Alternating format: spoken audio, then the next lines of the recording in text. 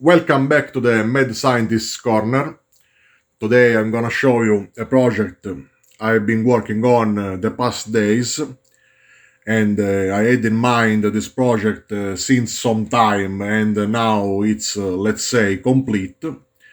It's a ZVS driver, and it's intended mostly to drive a flyback, so not much an heater coil, and it's based on BJTs instead of mosfets. And I know it's a weird flex, but okay. So first of all, what we have on the bench? There are two transformers.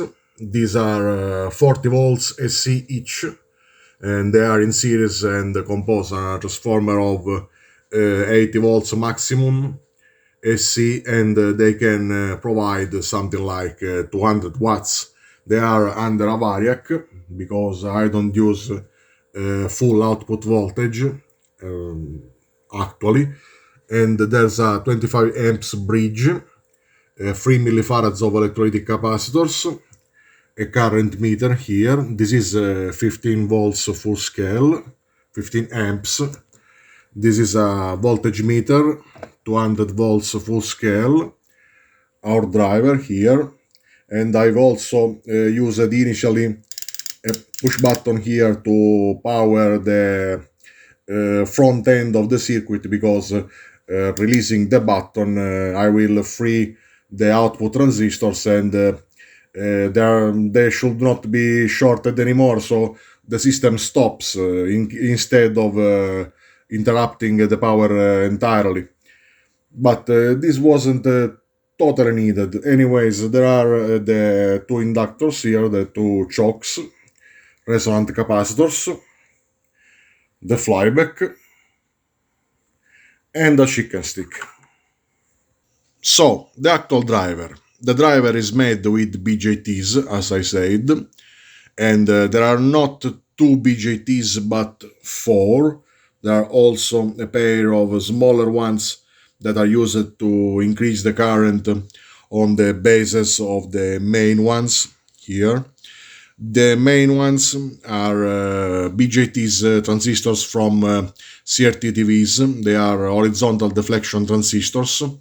They are high voltage, fairly high current, and they are known to be quite slow. They have really high storage time, so this kind of circuit is not exactly suggested, but I made it anyways. And apart the main power supply here with the transformers, etc., there are also another 7 volts with an adjustable power supply, bench power supply, 7 volts that must provide at least 3-4 amps of current, and this was initially under this button. And these are the chokes, the classic chokes of a ZVS driver. These are 7.4 millihenries each. These are common mode chokes or something like that, I'm not sure, because they look like two-phase transformers. Anyways, 7.4 millihenries, iron core, and these have a fairly high parasitic resistance of like 1 ohm. And these are the resonant capacitors. These are capacitors from LED light bulbs. These capacitors are 1.1 microfarads each, 400 volts, so they compose a single capacitor of 370 nanofarads and more than 1 kilovolt white standable. This is the flyback I'm using. It's a regular flyback from a CRT TV. And initially I already understood that this driver has to run at a fairly low frequency because the transistors here are quite slow. And also I wanted to drive it at high voltage from the power supply and low current. And to do so, I needed small capacitors, small resonant capacitors, and a lot of primary inductance. To provide a lot of primary inductance, I needed to wind a lot of turns on the core. And at some point I realized with some calculations that I needed something like 70 turns on the core. I also added like 0.5 millimeters of air gap outside and inside of the core because the driver seems to like it because it's more stable. And this lowers the inductance, the gap. And to have like 70 turns of winding on the core, I needed to use its internal windings. So I come up after some experiments and trials and testings with an oscilloscope and a function generator, I finally found the kinda 70 turns of wire inside the Flyback, and these are its original windings here. Another problem I had with the Flyback was its output voltage here, because if it's too high, it stresses too much the driver, and if it's too low, the arcs are small, you know. And this is also another reason why I needed the kinda 70 turns of wire. And to have these 70 turns or kinda 1 millihenry of primary inductance, I had to jam, to mix a bit the internal windings this way in series, and these are some windings for the services voltages on the TV. I'm not sure if this is the primary or this is the filament, I'm not sure. Anyways, with the scope, some studies, and the function generator, I come up with the correct oscillating frequency, inductance, and the correct output voltage. When testing, I tried different capacitors for the resonant tank of the ZVS. This is an array or MMC of MKP capacitors. These are damaged MKP capacitors from mains filters. When you take out this kind of capacitor from a mains filter, you surely have to check its capacity because it may quite likely be damaged and have a lesser capacity. I've written the actual capacity here on each capacitor, you may see here. And these compose a final array of capacitors of 1 micro, 1 micro, and 1 micro. And these are in series and make up a single capacitor of like 330 nanofarads and rated for like 1 kilovolt or more. But for sure, I tried with this one. I really insisted with this capacitor here. This is a microwave oven capacitor, and it's 0.85 microfarad. This may be actually too big for the circuit here, because at the end I settled with a low capacity of like 300 nanofarads, and this was maybe too big. But it worked, it actually worked, it didn't behave weirdly, and it didn't heat up. I'm not sure if you hear the oil.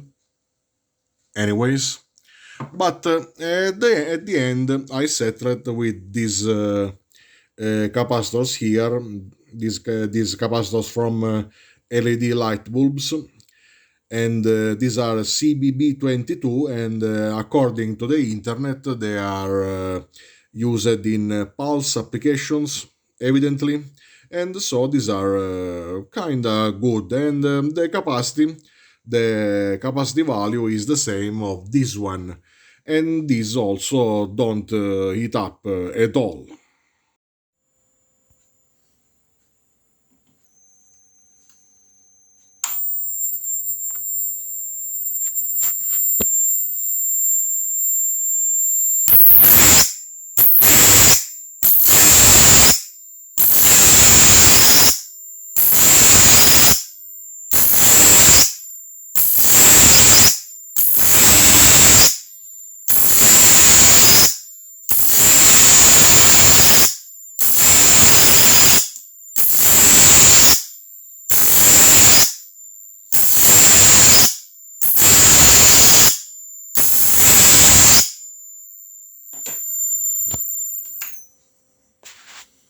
let's turn on a bunch of things.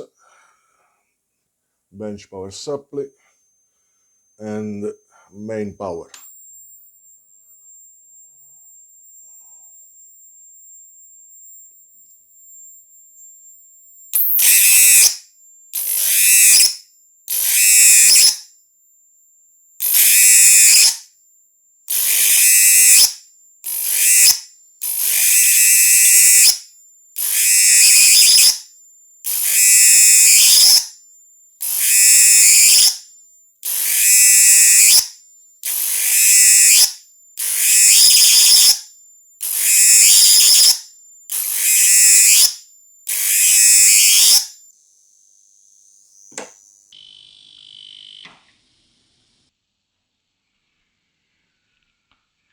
SCF. And something went wrong. I was sure I popped the output transistors here, but anything was fine on the driver. I tested every component because I was not finding the fault. I also changed the output transistors with other ones here. I have plenty of them. And again, I refitted the original output transistors, maybe swapped, and the fault was the flyback. The flyback apparently went toasted, and I'm not sure what happened, probably a winding, a turn inside of the secondary, or maybe also the primary exploded, I don't know, or a diode cracked, and this is actually unusable for every other purpose now. I have here another flyback, but I can't recreate the same amount of turns with this one, so it's not ideal to use, but it works again with the same transistors, same components. Let's turn on the system.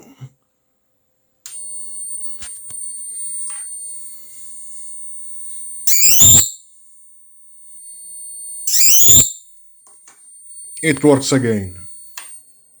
I was also going to show you the temperatures of the various items here, like the flyback, the heatsink, after testing it, but there was no possibility of doing so after it popped, and also I forgot to show you the meters, but it draws something like 5-6 amps during operation, and the voltage drops to something like 60 volts, 50 volts maybe, under load when arcing.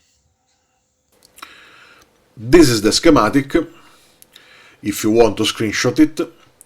As you can see, there are a lot of parts that are identical to a classic ZVS with MOSFETs, like the resonant tank here with the primary, the chokes, the feedback diodes, the pull-up resistors, and about the chokes, I had to use chokes with a fairly high value. In this case, these are 7.4 millihenries, but it's not critical.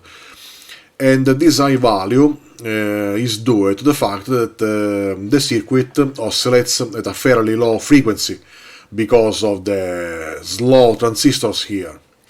I insisted with low frequency, and it was key because at a higher frequency the transistors tend to miss an oscillation and to stop oscillating, and also the value of the chokes is fairly high because I intended to use a fairly high power supply voltage and a fairly low drawing current. Oh, this is lightning anyways.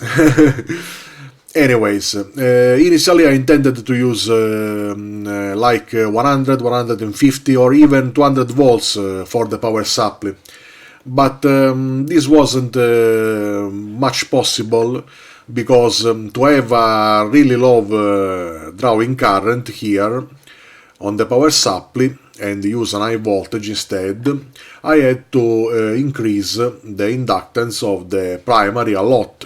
Increasing the inductance means way more turns than 70.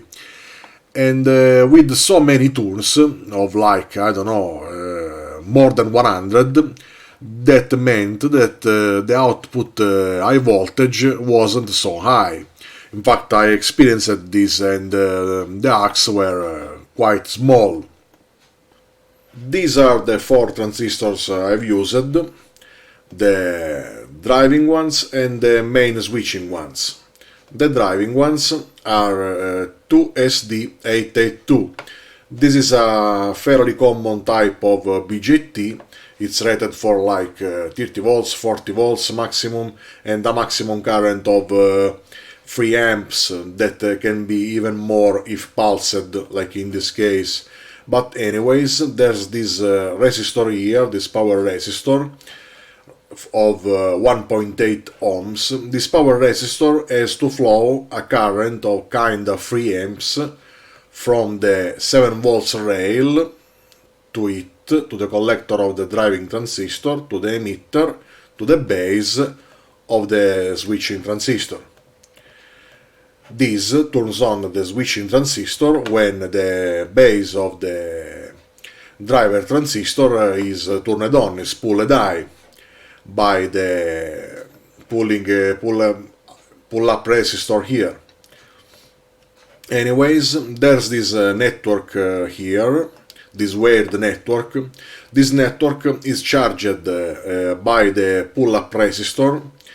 The capacitor is charged by the pull-up resistor, and this resistor here of 56 ohms maintains the capacitor voltage at kinda 3 volts, because this resistor charges the capacitor, while when this node goes low, there's no current flowing here and here, so the capacitor stays approximately charged at kinda 3 volts. These 3 volts from here to here are added to the 1.4 volts that you find in a similar Darlington setup, because Darlingtons have a base voltage of kinda 1.4, 1.5 volts. So these 3 volts are added to the 1.4 volts, and you have here in this node a threshold voltage of slightly more than 4 volts. This is a higher voltage than the Darlington base voltage. Why? Because the feedback diode here can do an easier job to pull down the node, this node here, to pull down this node, and it's easier to pull down 4 volts instead of 1.4.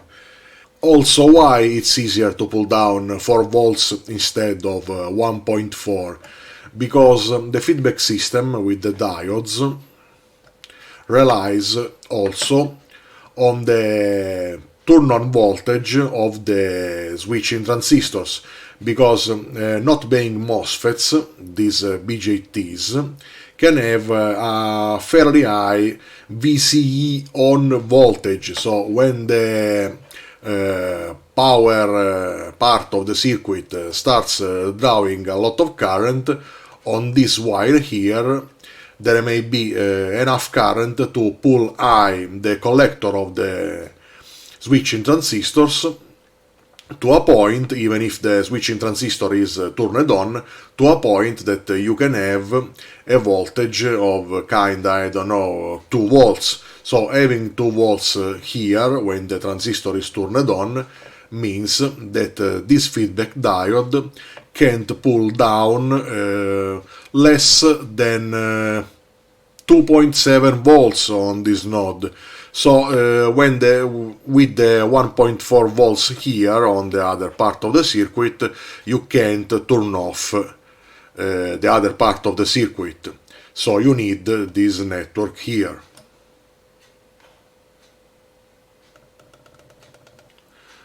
There are also other components added to the circuit, these resistors here, and these diodes, these fast diodes here. These resistors are used to stabilize the base of the switching transistor, so when the voltage on the base may be random, this resistor tends to bring it low to 0 volts. And these diodes here, these are BY399, an obsolete kind of diode I had. These are rated for like 3 amps maximum and voltage of like 800 volts. These are fast diodes, and these are used to block the reverse voltage that can happen on the collector of the switching transistor. Anyways, we are at the end, so thanks for watching, goodbye and see you soon.